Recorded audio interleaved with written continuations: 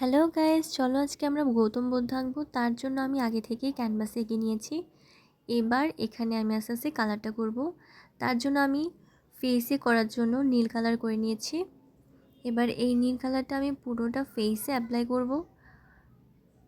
কিছু জায়গায় হয়তো হালকা হবে, কিছু জায়গায় হয়তো একটু গাঢ় হবে, তবে এই কালারটা আমি পুরোটাই অ্যাপ্লাই করে নিচ্ছি। তোমরা চাইলে কেউ অন্যান্য কালারও করতে পারো, তোমাদের যেটা পছন্দ। তারপর আমি চোখের এরিয়াতেই কিন্তু হালকা কালারটাই করব। নীল কালার করব, তবে হালকা। কিছু জায়গায় একটু হালকা করতে হয় দেখতে যাতে সুন্দর হয়, তাই জন্য আমি একইভাবে ওই চোখটাতেও করে নেব, ঠিক একইভাবে। এরপর আমি যে কান দুটো দিয়েছি সেই কানেও ঠিক একই রকম কালার করে নেব। এই কালারটা আমরা যেটা ফেসে অ্যাপ্লাই করেছি ঠিক ওই রকম কালারটাই করছি, বেশি হালকাও না বেশি গাঢ়ও না। তারপর আমি এবার পুরো বডিতে যতটুকু বডি এঁকেছি ততটুকুতেই এই কালারটা করে নেব। আমি এক সাইডে বস্ত্র দেওয়ার জন্য কিছু জায়গা রেখেছি, ওইটা ছাড়া আমি পুরোটা শরীরেই নীল কালারটা করে নিচ্ছি। পুরোটা করা হয়ে গেছে। এবার আমি পুরো মাথার অংশে সামনে পিছনে যতটুকু আছে ততটুকুর ভিতরেই গাঢ় নীল কালারটা যেটা ওইটা করে নিচ্ছি। মাথার যে উঁচু করে যেটা দিয়েছি ওইখানেও করব, আর পিছনের পাশটাও ঠিক একইভাবে করব। এরপর আমি মাথার সামনের অংশটাতে কিছু গোল্ডেন কালার দিয়ে আঙুলের সাহায্যে ডিজাইন করে নেব, সেটা পরে দেখাচ্ছি।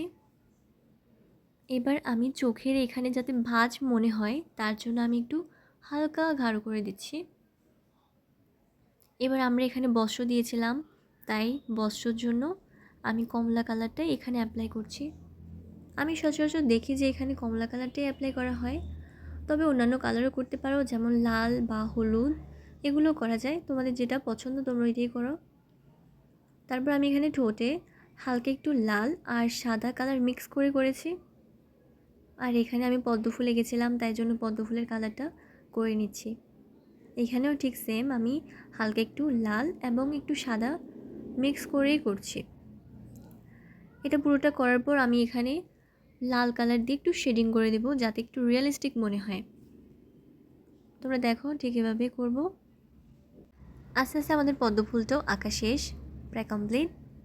এরপর এখানে শেডিং করে নিচ্ছি, দেখে নিও। এবার আমরা আইব্রোতে কালো কালারটা করে নেব, একদম স্মুথলি এটা করতে হবে যাতে এলোমেলো না হয়ে যায়। আমরা ঠিক একইভাবে ওই পাশের আইব্রোতেও ঠিক একইভাবে করে নেব। এটা আমি কালোই দিয়েছি, একদম কালো। এটা করার পর এবার আমি মুখের চারপাশে এবং পুরো যেখানে যেখানে আঁকা হয়েছে সেখানে কালো কালারটা করে নিয়েছি, যাতে দেখতে সুন্দর হয়। তারপর আমি ব্যাকগ্রাউন্ডে কালো কালারটা করে নিয়েছি। এরপর আমি একটু হালকা ইয়েলো কালারটা করে নেব।